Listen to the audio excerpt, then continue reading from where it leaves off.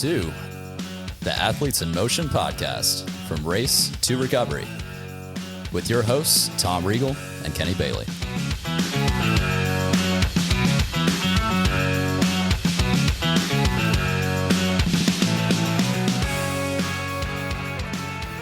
Hey, Kenny, how you doing? I'm doing fantastic, Tom. How are you? I'm fantastic as well. We have another great episode here. Yeah. It's just us this time. Yep. I figured we'd talk about a couple of things. But first of all, let's get some business out of the way. Leave some reviews, 5 stars, thumbs up, give us all of that. Great feedback. Keep sending in some emails. I think we accept text messages on our Buzzsprout there you website. go. So you can also text into. Keep that up. We really appreciate all you listening and sharing it. And that gets the algorithms up and gets it out to more people. So we're doing okay. We're on, I don't know, episode 78, 79, somewhere in there. Year Worldwide. 5. World of Germany. Having fun doing this. We really appreciate you. So today, and we have some great guests coming up too. Coming up in the next couple of weeks. Lots of content this year. Situational awareness. This is something that is probably, if you've worked with me, you know that it's probably one of the top things that I won't say drives me crazy, but it's. I get up my soapbox about situational awareness. It's easy for me to say.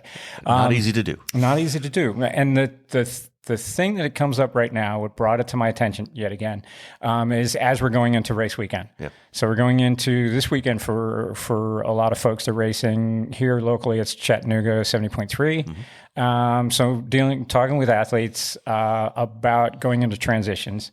Not just transitions, but going into the aid stations, especially on the bike.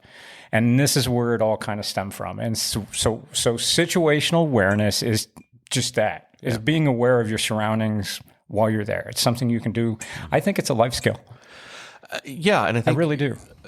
And to kind of put a bigger term on it, right? The notion is, you stop at an aid station. A lot of people are hyper-focused on, I've got to get my time. I got to get my fuel. Yep. What am I going to do? Am I in my head or behind? Yep. And then they pull over to an aid station. 1, they don't pull over all the way. Yeah. And then 2, when they go to leave, they just kind of back out into traffic. Yeah. Meanwhile, there's a bunch of people ripping by at 20 plus miles an hour, and that leads to a very dangerous situation. Yes. Even like at the beginning of the bike stage where people are trying to figure out how to get their Garmin turned on their bike and they're weaving all over the place. Let's go right. You get out of the swim. Yeah. Right. You get into transition. You're ripping your wetsuit off. If you're in a wetsuit legal, you're throwing it wherever. Yep.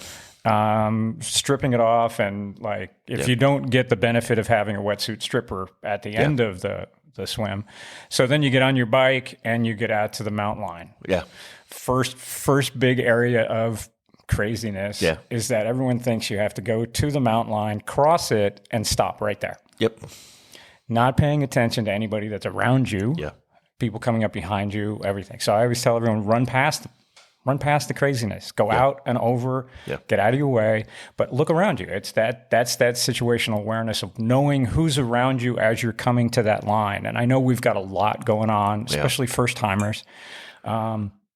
Maybe it's because I've done so many of these that it's slightly easier.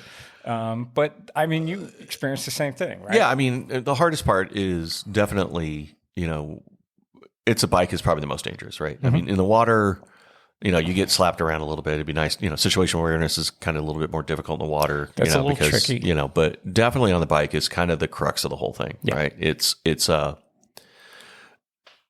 That's the point where, you can wind up in an ambulance if it's not done. Oh, correctly, totally. right? Yeah. So you could take somebody else out or you could get taken out. And what makes it even worse is when you're on an active road where they put a cone on the center of the road where cars are coming the other direction.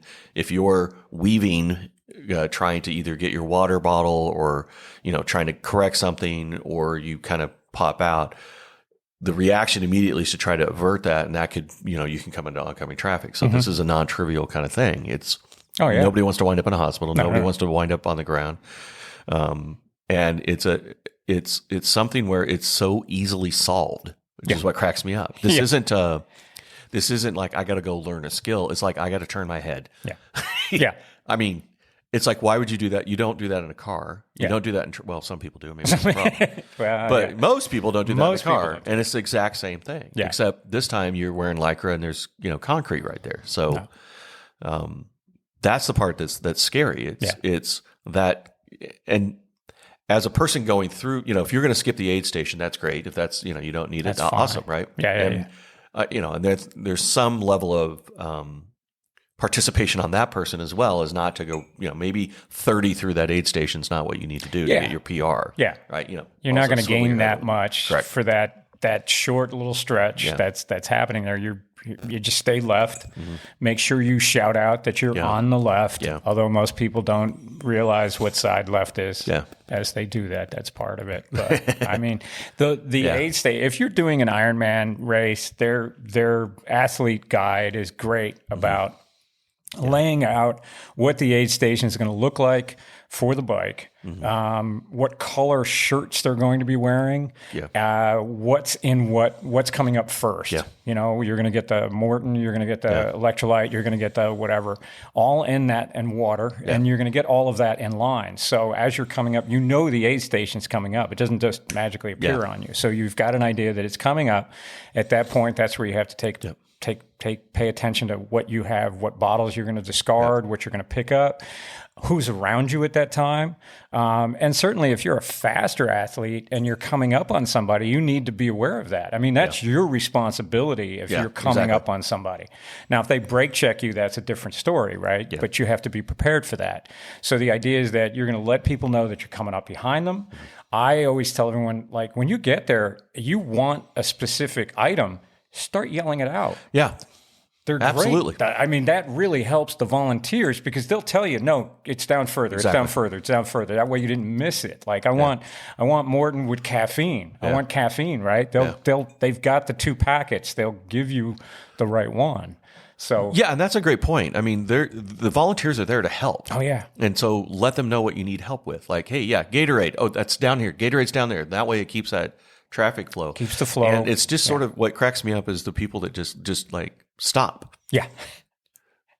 Just stop. Yeah. It's like, whoa, you know, I mean, there's a bunch of people, that, the whole table, you don't stop at the front of the table. I mean, find a spot that makes sense, go around pull over. Yeah, exactly. Yeah. And that happens on the run too, where people will stop at the beginning of a water station. Will stop. And there's like, hey, there's people behind you. So I think that's the thing. It's difficult to get out of that. I do a lot of training individually, right? I'm on my own. I'm by myself. Yep. But when you get out in a crowd and you're trying to do that, I mean, it's like anything else. We just need to be able to look around, understand what's going on. Practice it in a grocery store, please. Totally. That way, at Costco, right? When you get the I'm asking you, like when you go to Costco, stop. Don't stop in the middle of the aisle. Don't stop. Please stop. Well, that's it. I like the ones that actually will take the cart, push it off to the side in front of you while they walk the opposite direction to go get whatever free food they were going to get. There's the people at the aid station that are like, stop. Yeah. Like, what? Stop. It's like my bike sideways. Look at like who's coming, and that's where I say it's a life skill. It's like practice it in the grocery store, practice it when you're out anywhere. I mean, I'm sure the female athletes are a little bit more aware of it because they're very sensitive to who's around, what's out there while they're out training, especially by themselves. Yeah. So this is a life skill for everybody to just be aware of what's around. You want to look for exits. You want to, emergency situations. You want to have a little better idea of where you're actually at, which is hard to do when we're so zoned in on our race. Yeah, and I think the challenge can be sometimes too is when you spend a lot of time riding, it's important to understand your bike handling skills, as you start and stop, right? And that's probably where, you're going 18 miles an hour, 20 miles an hour, 15 miles an hour, whatever. And someone says on the left, most people are kind of used to that. Oh, okay, they're on the left, keep to the right, everything's good. It's that practicing sort of how to do a nice, stay in your lane, right? How to kind of continue to get on your bike in a kind of an efficient sort of way, be able to move on your bike in an efficient sort of way. So you need to practice just bike handling skills at low speed. Yes. I can clip in nicely. I'm not moving all over the place. I'm not, doing those things. To your point, that 300 feet and whether or not your Garmin's on or off isn't going to determine whether or not it's going to be accurate on on your bike, Yeah, right? yeah. Just, take time. I know my first triathlon, just because I'm not an expert on this, right? My first triathlon scared, Oh, yeah. oh my gosh, I get on, get out of the water, I get on my bike, I did the exact same thing. Everything I said not to do, I was doing, which is got on my bike and I thought I have to hit my Garmin now. Yeah. And I started going into a ditch because it was like, it was a, shallow ditch, but I start, and I'm like, I got decent bike handling skills, but I'm so like, okay, you got to do it now, do it now. Like, so I understand the adrenaline's hitting and you're trying to do all that. And then the Garmin actually dropped off my bike because I hit a bump. Yeah. And then I'm like an idiot. I'm like, wait, I'm racing. I can't stop and grab my Garmin. So I just left and think I could just go pick it up when I get back. Yeah. Like, that's how stupid I was on this thing. Like, gotta go. I can't stop. That's going to affect my time. Like I was going to get on the podium. Yeah. But it was just some crazy kind of notion. And I think the big lesson there was just slow down. Everything doesn't have to happen right at that line. Yeah. And practice those bike handling skills. Make sure that you know how to kind of handle stuff at low speed. And the bike is easier to handle when it's moving forward. Correct. Like if you get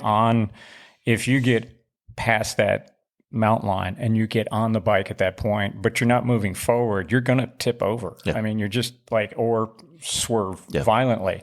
So the idea is practice getting on and off, like starting and stopping, because it's a matter of stepping forward, getting your foot clicked in, pushing the pedal back, pushing off, getting some momentum, then you can get on the bike, clip the other shoe in and start going. I mean, that's, if you're doing having your shoes, if you're really good and you're having your shoes clipped on already on there, then you're just pushing down on the top of them, but you have to push off to get the bike rolling. One of my favorite settings is, see if I can actually get it right today. What is it? Slow is smooth, smooth is fast. Yeah. That's the thinking. In this panic mode of frantic thing, we're not going any faster than if we just stop, settle down, and go smoothly through it. Smoothly through it will keep you that way. So we should get T-shirts with that on it. There you go. But that's part of what you need. That's what you need to be thinking of, this frantic stress mode that we're in. It's being a little bit more aware of your surroundings and going through the process that way of just being aware.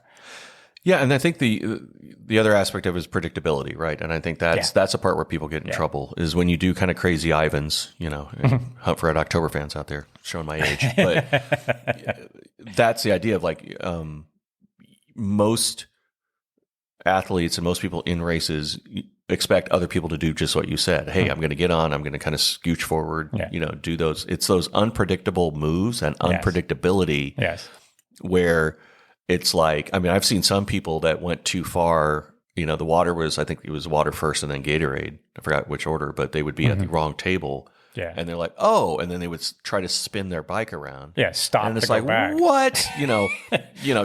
Just that kind of unpredictability is what causes the chaos. Yeah. And it's, like I said, go in cleanly, try to figure out what you need and efficiently, to your point. Slow, smooth is fast. And then you just kind of scooch forward. If 9 times out of 10, what happens is it's somebody that just doesn't know how to handle the bike, or they're just unpredictable, or they think they have greater skill than they do. I saw a guy thought he could do a hot handoff where you can ride through, grab the bottle, and not get off his bike, and end up just mousetrapping himself. Because you can clearly tell he hasn't practiced it, but it looked really cool on the pros. And so hung on to it and just literally just hit the deck. If you watch how many pros drop those bottles because they're coming through at such a high speed, slow down a little bit. Yeah. Grab that bottle. It is not easy. Practice it. Like have somebody stand out there with a bottle, come by and see how difficult that is. They're not allowed to run with you. Yeah. If they could run with you, it would be great. But then there's more cyclists coming, so they have to just hold the bottle out there, and you need to be able to grab it. It's going to be, it's going to have condensation on the outside of it. It's going to be slippery. Yep. You're going to grab it because they're popped the top over it. And you're going to squeeze it. It's going to collapse in your hand. The water's going to come shooting straight up, and you're going to be like, what's going on? If you haven't practiced it, the race isn't the time to do it. Yeah, right? It's definitely not the time. Then slow down a little bit more, but once again, be aware of who's around you and get over to the right. And it's scary for the volunteers as well. I mean, that scares the crap out of them. Well, and they have a sense of responsibility. Imagine that poor volunteer hanging onto the bottle, and then you hit the deck right in front of him. You're like, oh my gosh, did I do that? It's like, well, no, the guy grabbed the bottle, too hard, didn't have good bike handling skills, thought he would look really cool, and grabbed a whole bunch of front brake because you're grabbing front brake as your right hand is coming out to grab stuff, and all of a sudden you throw yourself over. If you haven't practiced it, don't do it. Just do that. So it takes a little getting used to, but it's all doable. It's just slowing down just a little bit. Yeah, and don't be afraid. I mean, low speed, kind of keep practicing that stuff. Know how to get your water bottle out of your cage without you know, zippy do it on around. You know, make sure you have a logical way you can look down at your Garmin. If you need, you know, get to know your or whatever you use for your bike computer, you know what that is. If you have a bike computer, that you're not, you know, kind of trying to stare down for multiple seconds at a time. Keep looking down the road. And if it's screwed up or something's going on when you get to the next aid station, that's a good time to do it. It's going to take you an extra 30 seconds, but who cares, right? You're trying to finish the race nicely. You're not trying to. If you do need to pull off, use the restroom, the porta potties or something like that. There's space for that. Just make sure that you let people know that you're slowing and stopping and pull over to the side, away from the volunteers. You get in a nice safe spot and just aim yourself into that point. So just be aware of that. But you can let people know, like you should be doing on a group ride, slowing. I'm slowing, yell that out over your shoulder so that the people behind you should be aware. They hear that at least wakes them up a little bit to know that you're doing that. Now, if you're getting passed by a whole bunch of fast cyclists, right, what do you do? You're freaking out. You got to hold your line. Don't move. Please. Don't change direction. Don't try to change speed. Don't slow down. Don't speed up. You want to just hold your line and stay there, and they will come past you. It might freak you out a little bit. Some of these guys are really fast. Like come screaming by with all carbon. I don't want to brag. Makes a great sound. Just hold your line. Just stay that line. Don't swerve. Don't try to get out of their way. You just need to be that stationary object that they will come around. Right? And I'm a horrible swimmer, so I pass a lot of people on the bike. And it's predictability. I'm going to be on the left. can I shout it, 300 times? No. But, if I'm on the left, it's a wide road. Back to predictability. Just let me scooch past you. It's going to be a second and a half. I'm going to be in and out of your way. Right.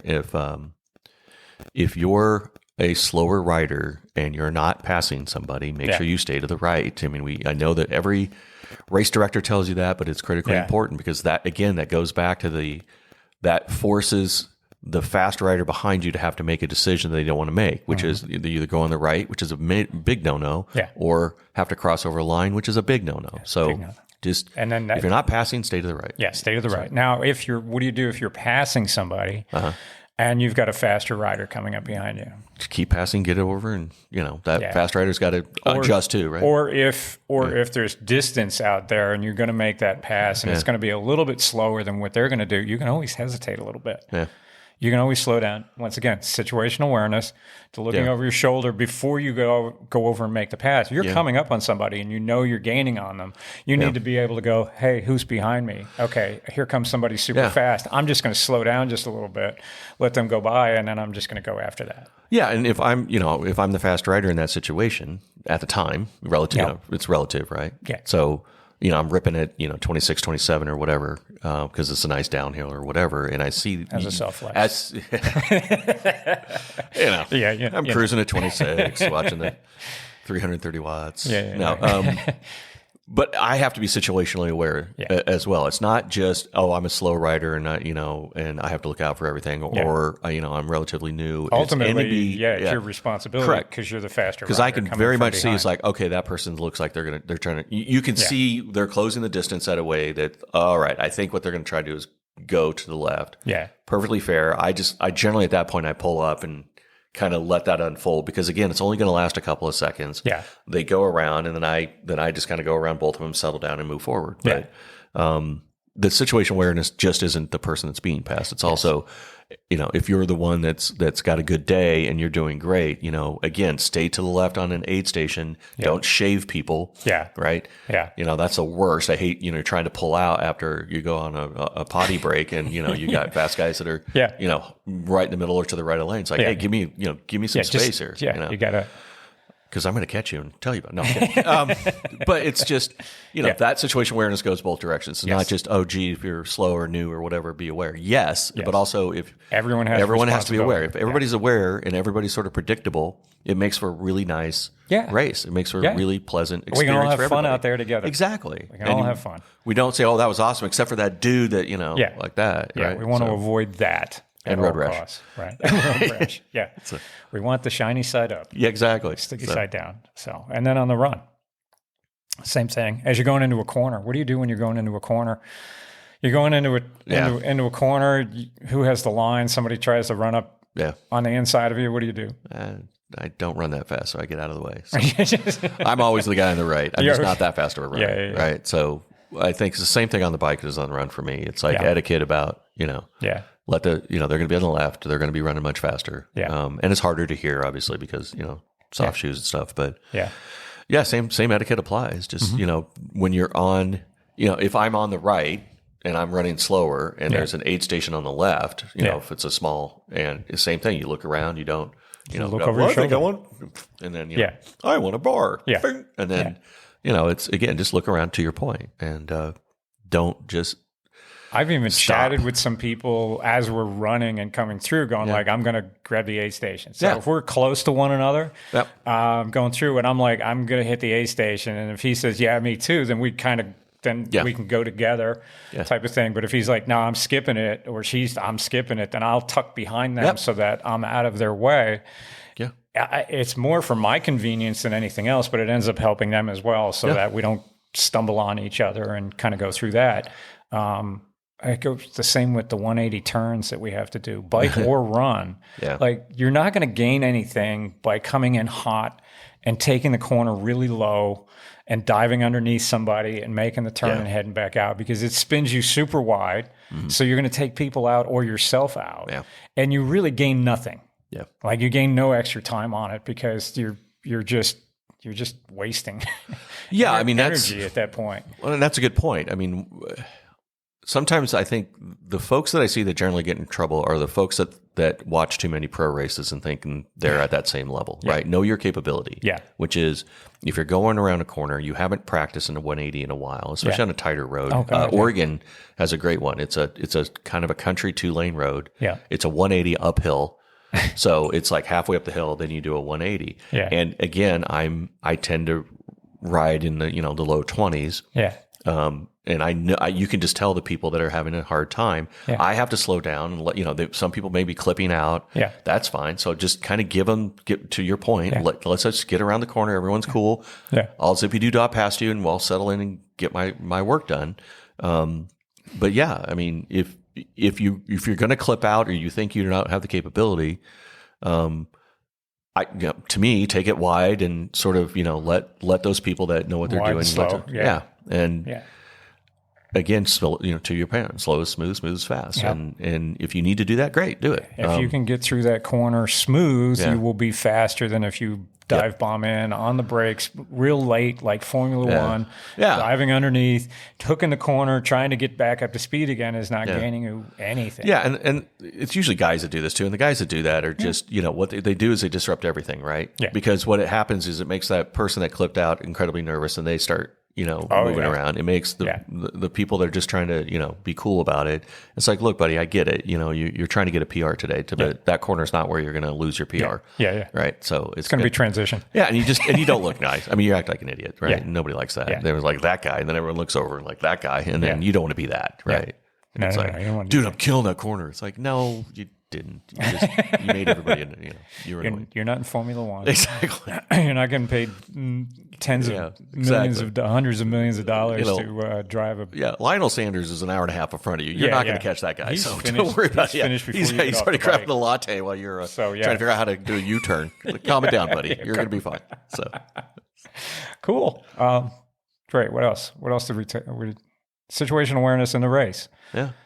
That's it. Yeah, it goes back to just everything else is practice, right? And do it. On your group rides, situationally aware. Mm-hmm. I'm going to try to put a video together about some of the group ride things that I see that drive me crazy. Is why I'm not riding in a group anymore. Yeah. Or very much. Yeah. And half wheeling is probably my biggest pet peeve with that. Once again, be situationally aware of where you're riding in the pack, who's around you. It's great to have conversations, but practice that. Practice knowing what's around, listening for cars, listening for other riders. All of that stuff can happen. Did you want to get into that? Oh, we can. Group ride? We can. I definitely want to do a video. I need to record some video with the things you shouldn't do, because I don't think people are totally aware of what half wheeling is. That's when you're not riding right next to somebody, or your front wheel is matched up with their back wheel. Yeah. That's half wheeling somebody. That is so dangerous and disrespectful, because you're kind of pushing the pace by not pushing the pace, but not taking the lead. So you should either be right next to the rider, shoulder to shoulder with the rider in a line, or you should be right behind them, directly behind them, not slightly off, not whatever. That's like the most dangerous thing I see out there. We should definitely do a show just about that, because I've got thoughts. So. Yeah, we'll do that. Yeah, let's do that. Let's put our notes together. I'm going to get some video so I can drop it in on our YouTube channel. That'd be a good idea. And do that, because there was a really good article I have to pull up as well. It talked about that the etiquette on group rides was disappearing. I would totally agree with that. Yeah. I would totally agree with that everybody's out there just hammerfest at this point. And hey, let us know if there's other annoying things you want us to talk seriously. about. Right? That'd be, we can rant. We're all about trying to educate and improve our ride and improve our training and just get out there and be safer for everybody. Yeah, I mean, you could do a whole one on just swim etiquette alone, right? Oh, yeah. Just, God, yeah. I mean, that kind of thing, right? It's swimming in a public pool. Sharing don't get me started. Don't get me started on I don't want to hear public pool. So please. Swimming in the pool. Yeah. So well, so those will be a couple things coming up. So shoot us some notes.